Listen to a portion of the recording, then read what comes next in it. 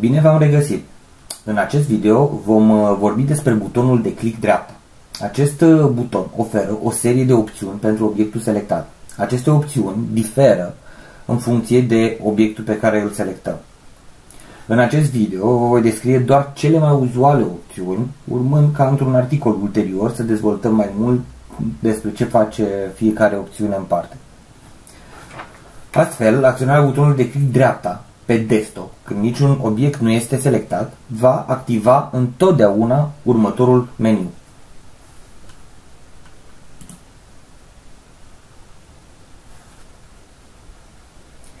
Primele trei opțiuni vor fi întotdeauna View, Sort By și Refresh, însemnând vedere, sortare după și reîmprospătare, traducerea din limba engleză. Aceste opțiuni se referă la felul în care sunt așezate iconițele pe desktopul dumneavoastră. Fără a acționa niciun buton, doar prin mișcarea cursorului pe fiecare opțiune în parte, veți vedea că veți fi direcționați către un alt meniu. Această redirecționare va avea loc doar dacă butonul respectiv are o săgețică care indică existența unor opțiuni suplimentare, ca în cazul View și Sort By.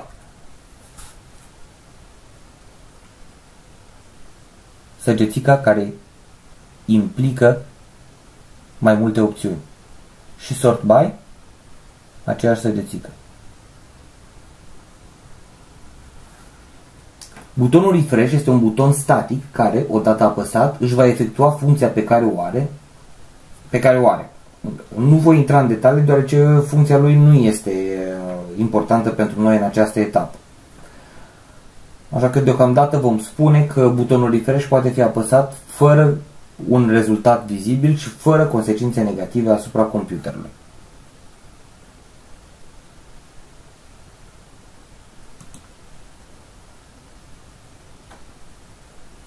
Pentru a selecta oricare din aceste opțiuni, vom folosi butonul de click stânga. Cu click dreapta, deci afișăm meniul, mutăm mouse-ul fără a apăsa niciun buton, iar când ne decidem asupra unei opțiuni, o selectăm cu click stânga.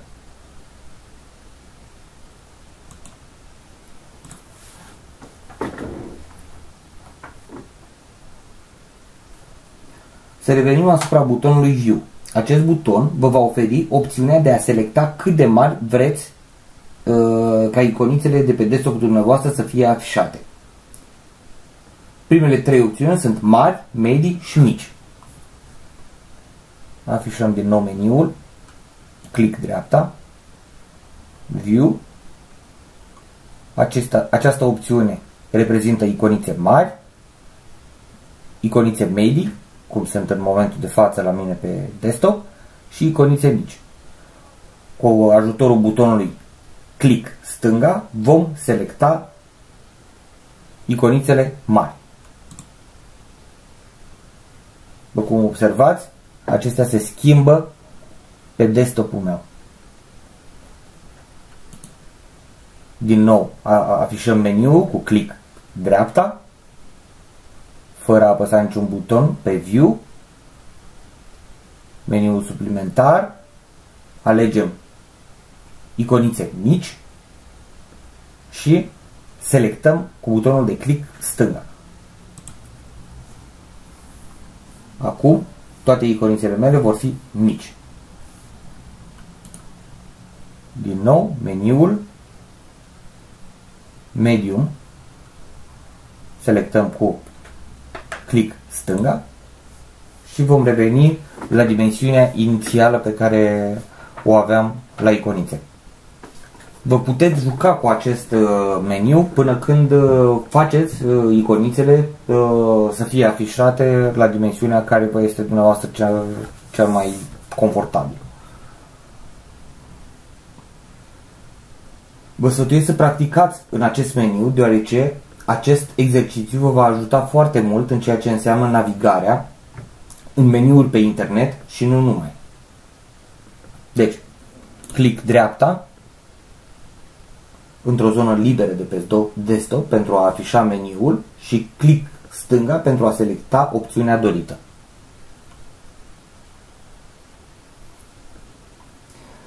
Eu voi rămâne la dimensiunea medie a iconițelor. Următoarele 4 butoane sunt opțiuni care pot fi selectate sau nu.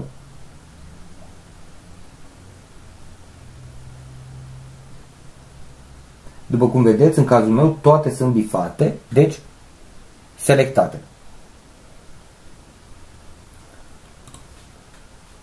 Ceea ce am uitat să precizez în video anterior, când am vorbit de selecționarea unui obiect, este faptul că un obiect poate fi mutat din locul în care este inițial. Astfel, în momentul în care mișcăm cursorul deasupra unui obiect și îl selectăm cu click stânga, ținând apăsat butonul de click stânga, ne permite să mutăm obiectul respectiv. Obiectul va fi mutat în locul unde vom fi cu cursorul în momentul în care vom elibera butonul de click stânga.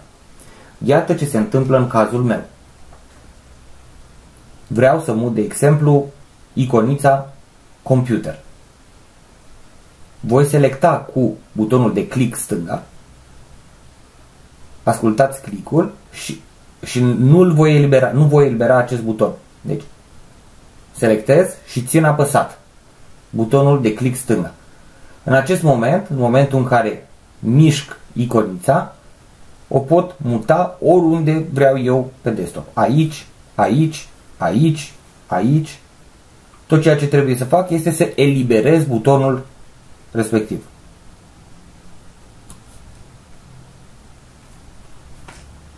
În cazul meu, nu a funcționat această operațiune din cauza faptului că în meniul View este selectată opțiunea Auto Arrange Icons, ceea ce înseamnă că iconițele se vor auto-aranja pe ecranul calculatorului meu. În momentul în care această opțiune este debifată, vom repeta operațiunea anterioară, selectăm cu click stânga și ținem apăsat butonul, mutăm iconița pe desktop și o eliberăm. Dacă vrem să o mutăm din nou, selectăm cu click stânga, ținem apăsat butonul de click stânga, mutăm și dacă vrem să o eliberăm aici, dăm drumul la butonul de click stânga. Puteți practica această operațiune cu oricare iconiță de pe desktop. În momentul în care considerați că stăpâniți mișcarea, puteți rearanja iconițele automat prin selectarea opțiunii respective. Iată, acum voi muta alte iconițe.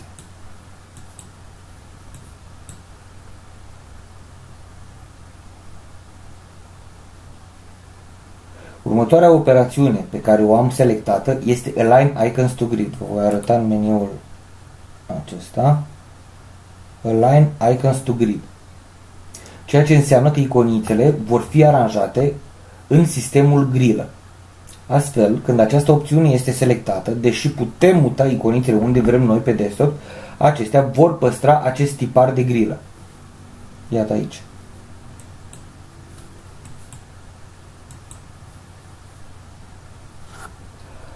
Dezactivând opțiunea, vom vedea că putem muta iconițele cum vrem noi, chiar și una peste cealaltă.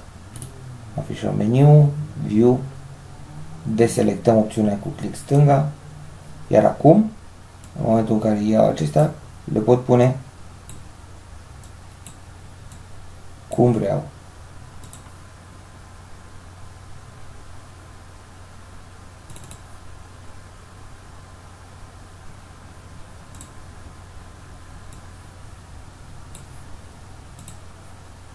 Atenție, deoarece puteți muta o iconiță în cealaltă, de aceea este bine ca aceste opțiuni să fie bifate. Auto Arrange Icons și auto-aranjarea icoanelor și ca iconițele să fie aliniate în grilă. Vom păstra aceste două opțiuni activate pentru a avea o imagine de ansamblu mai bună a iconițelor de pe desktop. Din același motiv vom păstra activată și opțiunea de auto-aranjare. Iată ce se întâmplă în momentul în care le rebifăm. Align icons to grid se aranjează în grilă. Auto arrange icons, automat acestea se vor muta într-o grilă pe partea stângă a calculatorului. Următoarea opțiune disponibilă este cea de a afișa sau nu iconițe pe desktop. Afișăm meniu, view. În momentul de față această opțiune este bifată. Dacă o debifăm, toate iconițele de aici vor dispărea.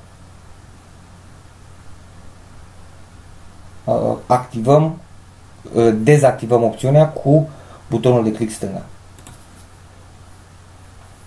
Acestea au dispărut.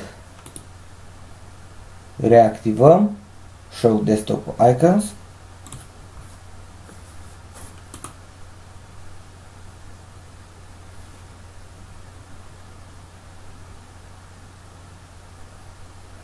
Următoarea opțiune este Show Desktop Gadgets, care în momentul de față este activat, după cum puteți observa.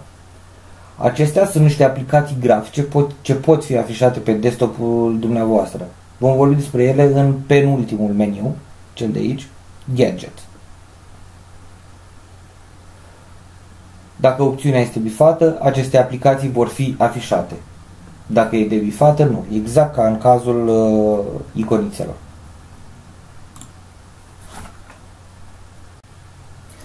Următorul meniu este meniul Sort By, sortare după. Vom afișa din nou meniul Sort By, sortare după, și vom observa că acesta mai are 4 alte opțiuni.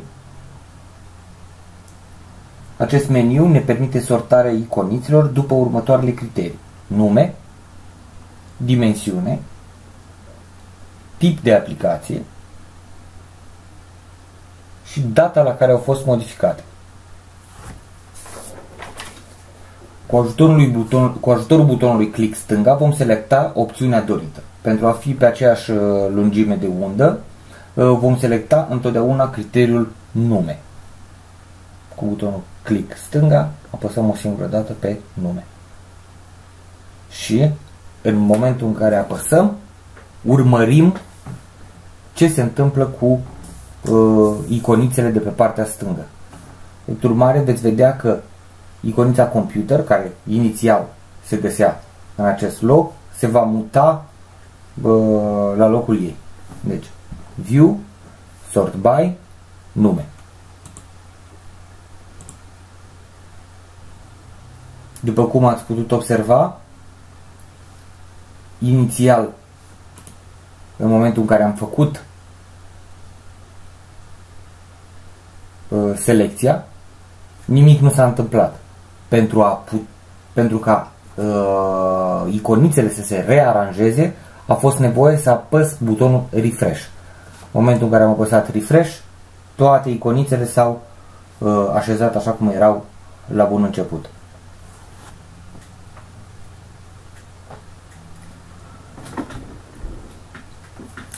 Următoarele 3 opțiuni care există în meniul de click dreapta, respectiv opțiunea Paste, Paste Shortcut, Undo Move și opțiunea New de mai jos, ok?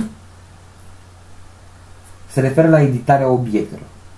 Editarea obiectelor și crearea unui fișier nou vor fi tratate în alt articol, pentru a nu vă aglomera în acest video cu informații inutile pe moment.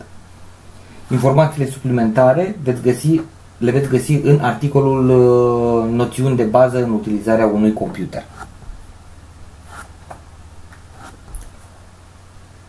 La fel se întâmplă și cu aceste 1, 2, 3, 4, 5 opțiuni. Nu vor fi tratate, deoarece necesită mai multe cunoștințe decât cele pe care le aveți în momentul de față. Drept urmare, vor fi tratate în articolele următoare, în momentul în care vom avea nevoie de aceste informații. Ceea ce vă pot spune acum este că aceste 5 meniuri se referă toate la setările video ale plăcii grafice a calculatorului dumneavoastră. Următorul meniu este meniul Screen Resolution, care vă permite să personalizați rezoluția în care sunt afișate imaginile pe monitorul dumneavoastră. În mod normal, această rezoluție este selectată automat de sistemul dumneavoastră de operare în funcție de monitorul de care dispuneți și de performanțele plăcii video instalate pe computerul dumneavoastră. Mai multe detalii în același articol, noțiuni de bază în utilizarea unui computer. În cazul în care nu sunteți mulțumiți de imaginea afișată, aceasta poate fi schimbată din acest meniu, aici, vizibil, Screen Resolution.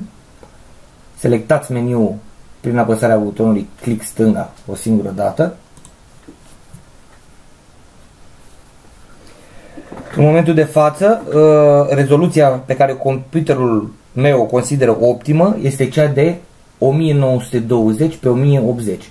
După cum vedeți, aici scrie recomandată. Rezoluția recomandată. Aceasta este rezoluția pentru Full HD și este rezoluția maximă suportată de monitorul meu. Apăsând pe butonul Resolution vom vedea celelalte opțiuni disponibile.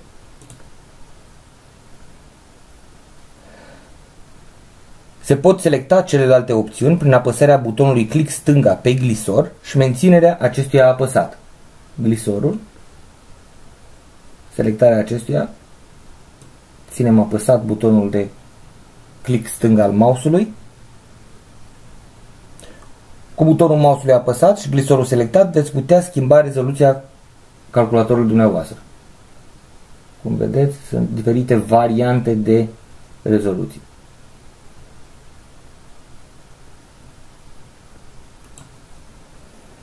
Odată selectată rezoluția dorită, trebuie să apăsați butonul Apply, urmat de butonul OK pentru a efectua schimbarea. Vă sfătuiesc totuși să lăsați în pace această setare a computerului și să mergeți pe varianta recomandată.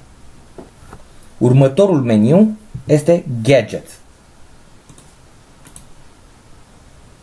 Iată cel de aici. Apăsându-l, veți avea opțiunea de a afișa pe ecranul desktop-ului dumneavoastră diferite aplicații grafice. Voi selecta doar câteva dintre ele pentru a vă da un exemplu. Aceste aplicații pot să difere de la un sistem de operare la altul, așa că nu e obligatoriu ca dumneavoastră să aveți exact aceleași gadgeturi ca și mine.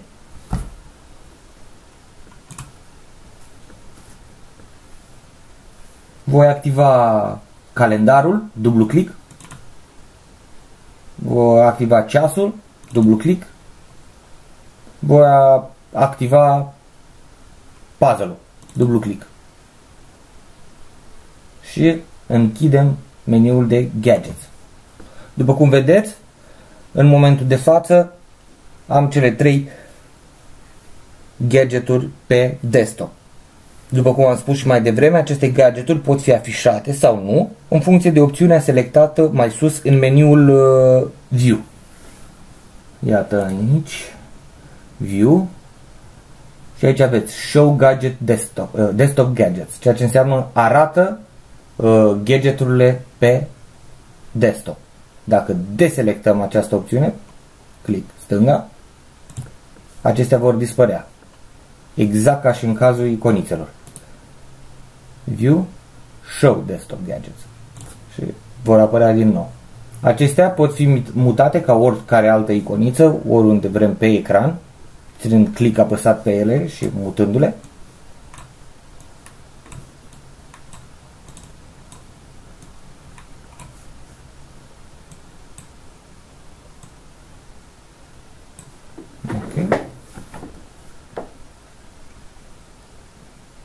Ceea ce puteți vedea aici, am să explic doar puțin gadgeturile astea. Aici este calendarul, deci este doar o pagină din calendar. Dacă vreți să-l vedeți un pic mai mare, apăsați pe această săgețică care scrie Larger Size. Veți vedea calendarul mai detaliat. De aici veți putea schimba lunile înainte, click înainte, click pentru înapoi, iulie, iunie, august, luna curentă cu ziua curentă. Tot așa. În momentul în care vreți să închideți acest gadget, să nu mai apară pe ecran, pur și simplu apăsați pe X. Ceasul. Pentru a intra în setările ceasului, veți intra pe opțiuni, cheița sau o rotiță, de obicei sunt simbolurile universale pentru setări sau opțiuni. Intrați aici, puteți selecta dintre 8 modele de ceasuri.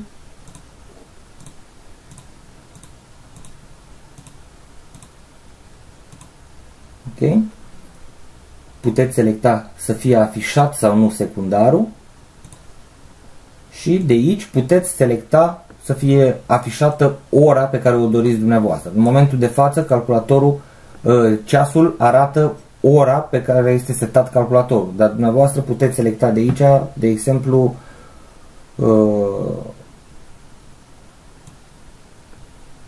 nu știu, ora din Cap Verde. Când o punem, vă va arăta ce oră este în momentul de față în Capul Verde. Pentru a selecta din nou ora computerului, mișcăm acest slider până la capăt, ținându-l apăsat, butonul, la fel ca în cazul grisorului, ținem apăsat butonul de click stânga mouse și mutăm, mișcăm în sus sau în jos. Această mișcare poate fi realizată în același timp cu butonul de scroll, butonul de mijloc, mișcând rotița în sus sau în jos. Și alegem Current Computer Time. Pentru a o închide, apăsăm pe X. Aici aveți un puzzle, la fel, opțiuni, aveți de ales între 11 puzzle-uri.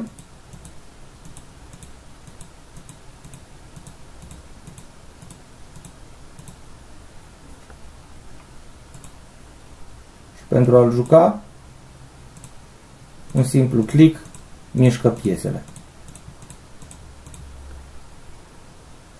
Închide. Ultimul meniu este un meniu deosebit de complex, care are ramificații în tot ceea ce înseamnă setările unui computer. Aceste setări vor fi atinse în alte articole când vom avea neapărat nevoie de ele. Ceea ce vom învăța aici este cum să schimbăm imaginea de pe desktop cu una predefinită de Windows. În momentul în care veți ajunge în acest meniu, vă voi ruga să nu faceți alte modificări decât cele pe care vi le voi arăta eu aici. Drept urmare, intrăm în meniu. Meniul se numește Personalize, personalizare. În cazul meu, imaginea aleasă este cea a unui om de zăpadă. Dumneavoastră veți avea ca opțiuni predefinite mai multe imagini. Nu este neapărat să aveți exact aceleași imagini, aceste imagini sunt în funcție de sistemul de operare pe care îl aveți instalat pe calculator. Un simplu click pe oricare din aceste imagini și veți schimba fundalul desktopului. Un singur click stânga. Iată. Iată.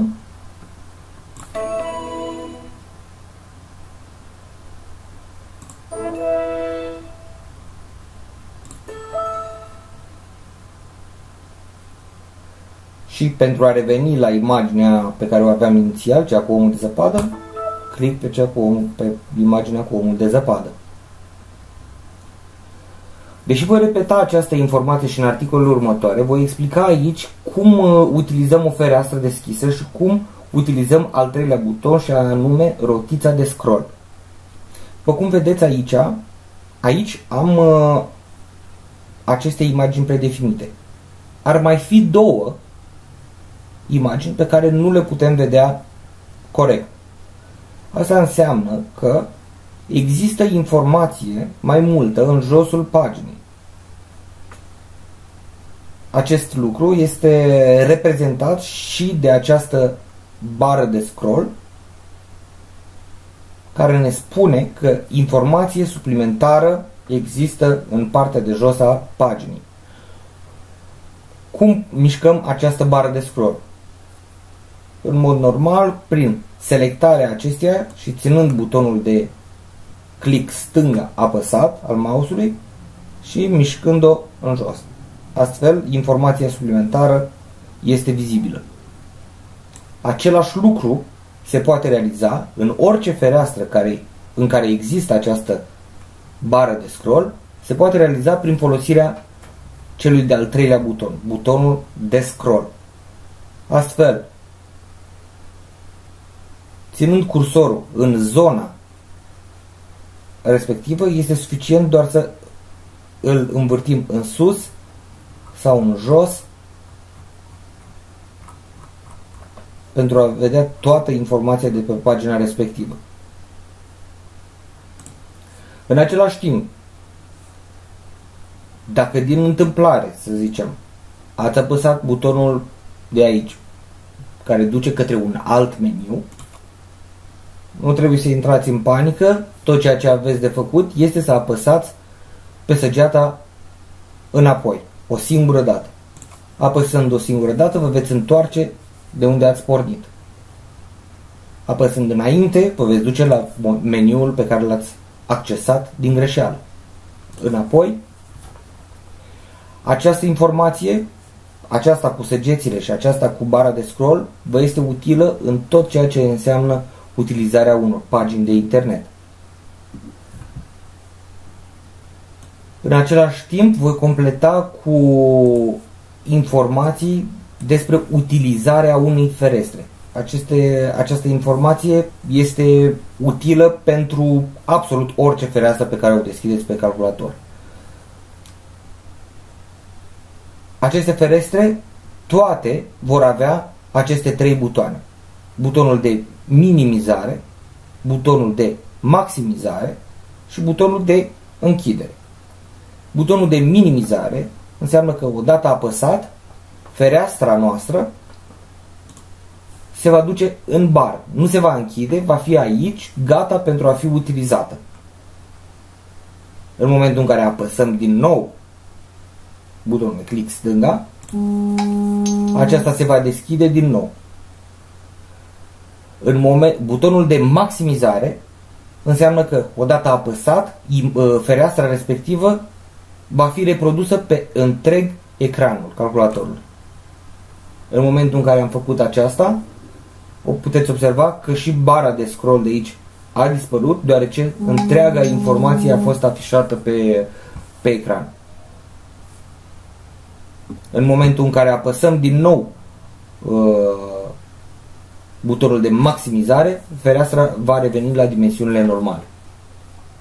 Pentru a închide fereastra, apăsăm butonul X.